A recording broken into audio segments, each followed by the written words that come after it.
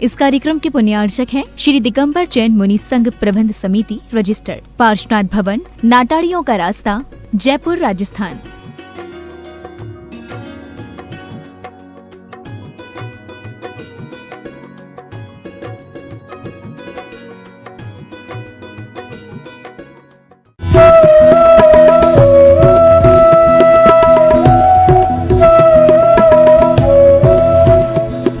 लेकिन नहीं, महावीर स्वामी कहते कि पूर्ण अहिंसा की साधना वो है कि जहां आपसे कोई ना डरे और जहां आप बैठे वहां किसी से कोई ना डरे। मतलब कितनी प्योरिटी आ जाना चाहिए आपके जीवन में भी और आपकी उपस्थिति में भी। जरूरत नहीं पड़ना चाहिए मुनिराज को कि बैठो प्रवचन सुन के जाओ, बैठो, कुछ कठोर बोलने की जरूरत ही नहीं पड़ना चाहिए।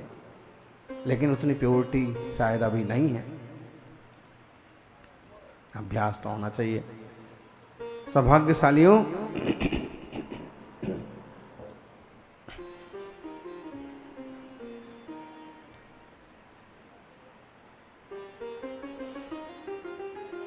मार्ग तो एक है, विद्वान अनेक तरह से कहते हैं।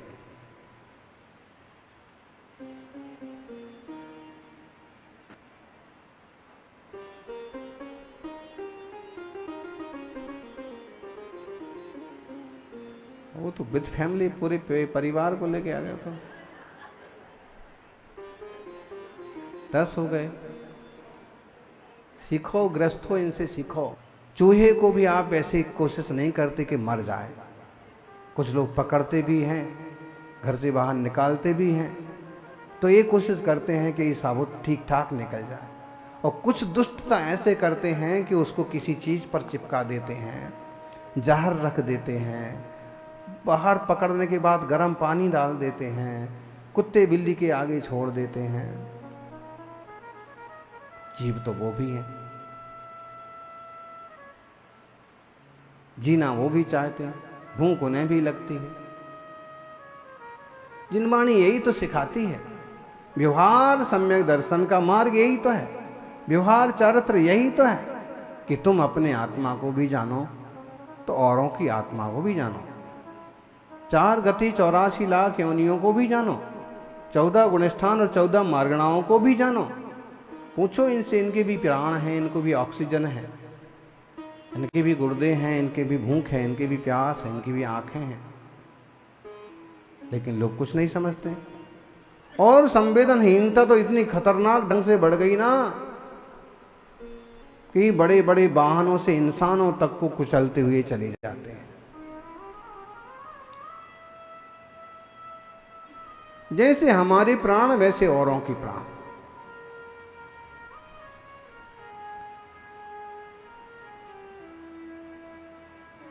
कितने सारे प्रसंग आते हैं कि अमुक तिरंज प्राणी को नमोकार मंत्र सुनाया और देव पर्याय में देव हो गया।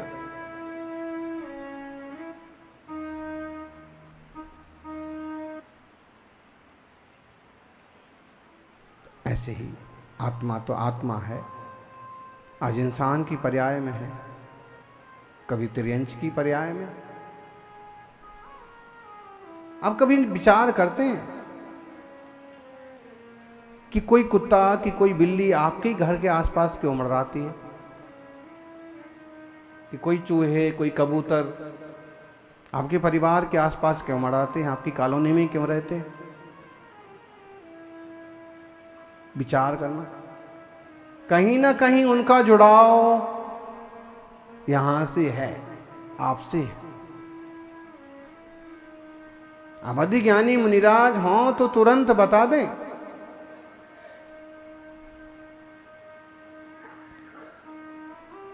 वो कहानी याद हो आपको, अग्निभूति वायुभूति वाली।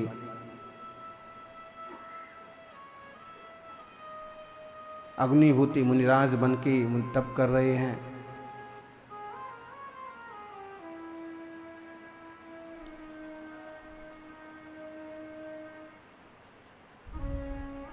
और जिन माता पिता को उपदेश दिया था, जो पालन करते रहे नहीं, फिर एक ने पालन नहीं किया, फिर अगली बार जो पर्याय हुई, एक चांडाल का जीव बना एक कुत्ती की पर्याय में गया।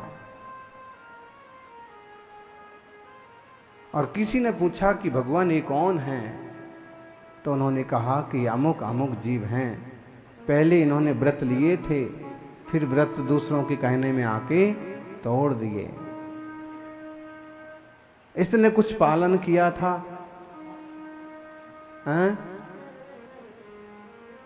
तो ये इंसान की पर्याय में आया और इसने पूरी तरह से व्रतों को खत्म कर दिया, तो तिर्यंच पर्याय में चला गया। घड़ी का सेल देखा आपने? ये घड़ी है, घड़ी में सेल डला हुआ है, बैटरी इसमें भी डला है, और वो घड़ी है उसमें भी डला है। कोई घड़ी को घर की तरह बना देता है, उसमें भी डाल देता है। चिड़ियों के घोंसले की तरह घड़ी बनाता है, उसमें भी डाल देता है। किसी और रूप में भी घड़ी बनाता है, उसमें भी डाल देता है। खिलौनों में भी इसी बैटरी को डाल देता है। बैटरी छोटी बड़ी होकर के किसी और मशीन में डाल देता है, और जहां वो बैटरी लगा दी जाती है वो मशीन चालू हो जाती है। ऐसे ही जहां चेतना चली जाती है वो पर्याय एक्टिव हो जाती है। बैटरी वही है, आत्मा वही है, बस इतना अंतर है कि बैटरी जड़ है, आत्मा चेतन है। बैटरी डिस्चार्ज हो जाएगी, उसको किसी और मशीन से चार्ज किया जा सकता है, लेकिन आत्मा शाश्वत है, ऊर्जावान है। हमारी आत्मा की दृष्टि बनाना चाहिए। किस पर्याय का सम्मान करवाने की बात करते हैं ज्ञानी? आप देखना अक्सर कर पत्रिका में कहीं फोटो छपना हो तो लोग अपना वो वाला फोटो देंगे जिसमें उनकी सिर पर पूरे बाल हैं, गंजे वाला फोटो नहीं देंगे। हम बोलना नहीं चाह रहे थे शब्द, क्योंकि लोग बाद में पूछते हैं कि महाराज जी ने किसको बोला। फिर भी कौन सा फोटो छापेंगे जिसमें सारे बाल हैं और उसमें भी घने और काले बाल हैं, मूछें थोड़ी सी अट्ठी अट्ठी एकदम और हंसते कट्टे दिख रहे हैं, वो वाला फोटो छापेंगे। और वो वाला फोटो छाप के पत्रिका वगैरह में भेजते हैं। कई बार उनके मेहमान ही नहीं पहचान पाते हैं कि भाई साहब आप हैं। होता है कि नहीं? फिर आप कहते कि भाई ये मैं 5 साल पहले ऐसे ही दिखता था, 10 साल पहले हैं। कई बार आपको खुद ही डाउट हो जाता है कि मैं ऐसा हूं। मतलब ये है कि ये तो बदलता रहता है, ये बदलता रहता है। बचपन में ऐसे बाल होते हैं कि कंघी डालने के लिए जगह नहीं होती है, और समय बदलते वो जमाना आता है कि कंघी घुमाने की जगह नहीं होती है। क्या करिएगा, हैं? अच्छा ये बात और समझ लो कि जिनको इसका बहुत ज्यादा व्यामोह होता है और नकली नकली नकली नकली बाल लगा के रखते हैं, समझ लो अगले भाव में भालू बनने की तैयारी है।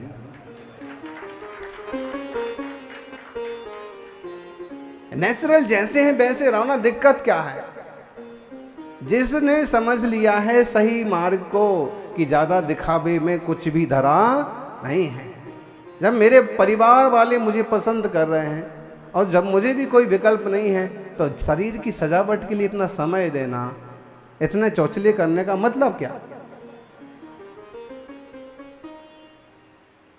यानी जैसे शरीर है वैसे ही नाम है, दोनों भी शाश्वत नहीं है। शाश्वत कौन है? ध्रुव विज्ञान घन चैतन्य आत्मा। ऐसे कह रहे हैं कि व्यवहार से निश्चय को समझाओ, अनार्य व्यक्ति को अनार्य भाषा के द्वारा समझाओ। ऐसे ही हम ज्ञान तो निश्चय का कराना चाहते हैं, लेकिन भाषा कौन सी होगी? व्यवहार वाली। भाषाएं तो सारी व्यवहार से ही होती हैं। निश्चय का कथन जो किया जाता है वो व्यवहार की भाषा से ही किया जाता है। इसलिए किसी को मोक्ष मार्ग सिखाना है तो आप उसे उसकी भाषा में सिखाओ। फिर आचार्य देव एक बात और कह देते हैं,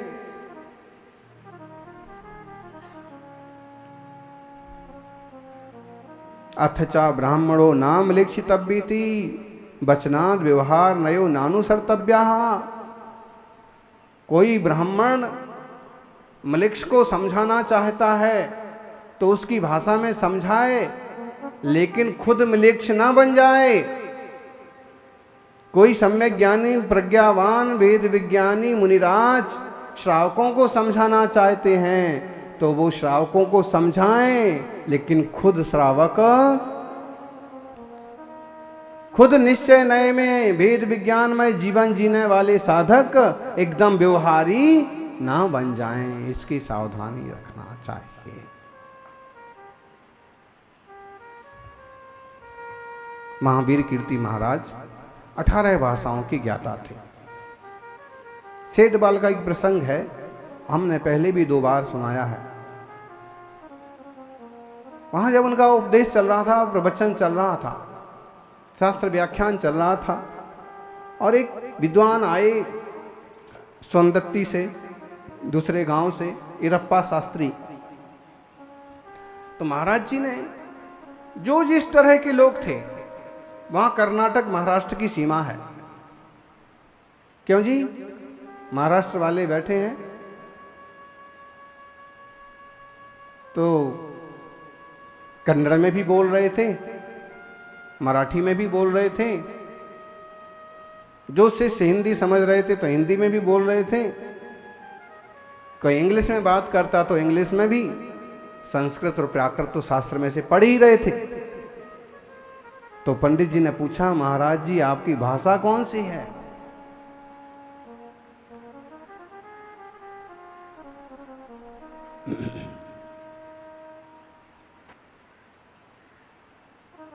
महाराज जी ने कहा मेरी भाषा कन्नड़ है। महावीर कीर्ति जी का जन्म कहाँ हुआ था? फिरोजाबाद में, उत्तर प्रदेश में। उनकी भाषा कौन सी होगी फिर? हिंदी। उन्होंने कहा कन्नड़ है। एक दिन हमको भी एक श्रावक कह रहे थे कि महाराज जी आप कर्नाटक के हैं। हमने कहा रंग तो ऐसा ही है।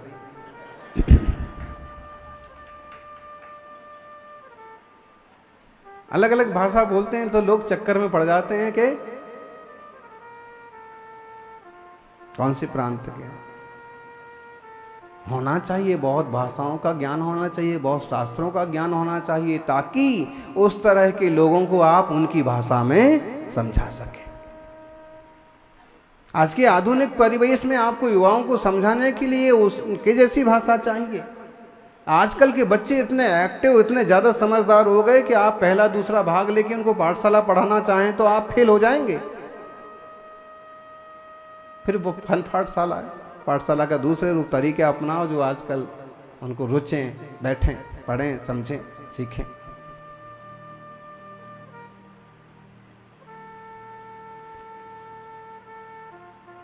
पंडित जी ने कहा कि महाराज जी आपके परिचय में तो फिरोजाबाद लिखा है, उत्तर प्रदेश की भाषा तो हिंदी है। उन्होंने अपना गुरु के प्रति समर्पण, अपने गुरु के प्रति श्रद्धा व्यक्त करते हुए कहा कि पंडित जी मैंने सही कहा, मेरी जो भाषा है वो कन्नड़ है, क्योंकि कन्नड़ मेरे गुरु की भाषा है और गुरु सच में माता होते हैं, इसलिए मेरी मातृभाषा तो कन्नड़ है। लेकिन इस बदमाश शरीर की भाषा जो है ना, इस जीव की भाषा, वो हिंदी है। उत्तर प्रदेश इतनी सारी भाषाएं बोलते हैं, बहुत सारी भाषाओं का बोध हो। लोग जो भाषाओं का आग्रह करते हैं, झगड़ा करते हैं, ये बात ठीक है कि 70% लोग जब हिंदी समझते हैं, पढ़ते हैं, स्वीकारते हैं, तो देश की भाषा कौन सी भाषा है? राष्ट्रभाषा हिंदी। वही होना चाहिए, हर प्रांत में वही मान्य होना चाहिए। लेकिन नेतागिरी के नाम पर, राजनीति के नाम पर दक्षिण तरफ उपद्रव खड़े हो जाते हैं। अरे भाई, राष्ट्रभाषा वह है, राज्य भाषा आपकी अपनी अपनी हो गई, और तीसरी भाषा और एक रख लीजिए, और हम तो कहते हैं कि तुमसे बने तो 18 भाषाएं सीख लीजिए। दिक्कत क्या है?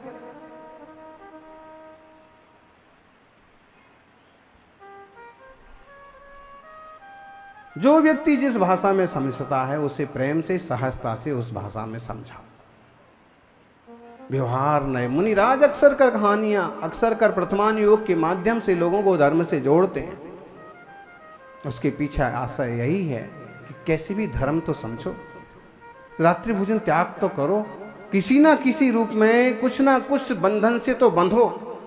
जब तुम इस तरफ आओगे, यहाँ बैठोगे, तो हम कल तुम्हें निश्चय न्याय की बात भी बता पाएंगे, शुद्धात्मा की बात भी बता पाएंगे और स्वरूप रमण की शैली भी सिखा पाएंगे। अगर रॉ मटेरियल नहीं होगा, कच्चा माल ही ना होगा, तो आप असली चीजें किस में से बनाएंगे। सोलापुर में हम थे, वहाँ बहुत ज़्यादा मुमुक्षु बंधु, वचन चलता, स्वाध्याय चलता, सब बैठते। और एक दिन हमने एक बात कही कि आप जो है ज़्यादा संकुचित मत बनिए, किन्हीं की पूजा पद्धतियों को लेकर के या किन्हीं के कम ज्ञान को लेकर के या किन्हीं की मान्यताओं को लेकर के या उनके दृष्टिकोण को लेकर के आप दूरी मत बनाइए। क्यों? आप समझदार हैं, आप समझदारी से काम कीजिए और समाज के किसी भी वर्ग को स्वाध्याय में, तत्व चर्चा में, प्रवचन में शामिल कीजिए। हो सकता है कि आपकी तत्व चर्चा से उसका जीवन बदल जाए, उसकी प्रवृत्तियां बदल जाएं, सही मार्ग पर चल जाए। युवा पीढ़ी को भी युवाओं की ढंग से मार्गदर्शन करना होगा। मुश्किल है, हम पुराने ढर्रे पर उन्हें बदलना चाहें तो मुश्किल का काम। सज्जनों, अपनी आत्मा की दृष्टि करना, स्वरूप को समझने की कोशिश करना, विनम्र बनना, क्योंकि जो लोग ज्यादा कड़क बनते हैं ना, वो कड़क हो जाते हैं।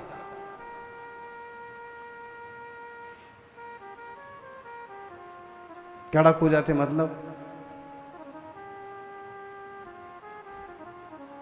बहुत लोगों को समस्या हो जाती ना, फिर घुटना नहीं मुड़ता है।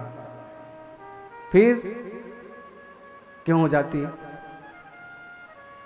शरीर का सिस्टम बिगड़ने से तो संभव है, लेकिन जब तक हमारा शरीर ठीक ढंग से काम करता है तो जमीन में बैठ के ही भक्ति पूजा करना चाहिए।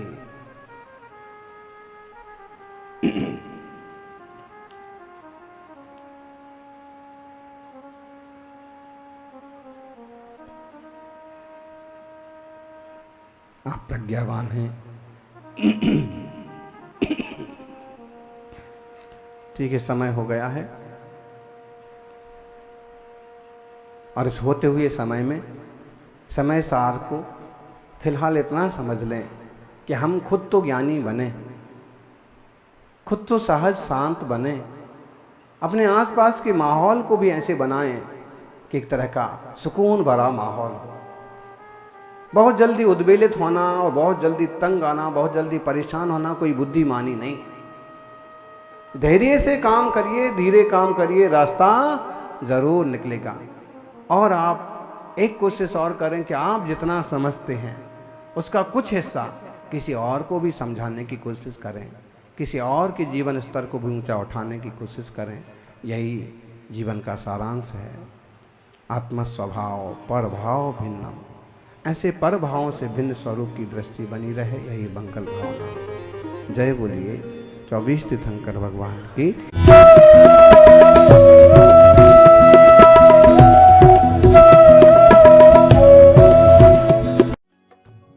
इस कार्यक्रम के पुण्यार्चक थे श्री दिगंबर जैन मुनि संघ प्रबंध समिति रजिस्टर्ड, पार्श्वनाथ भवन, नाटाड़ियों का रास्ता, जयपुर, राजस्थान।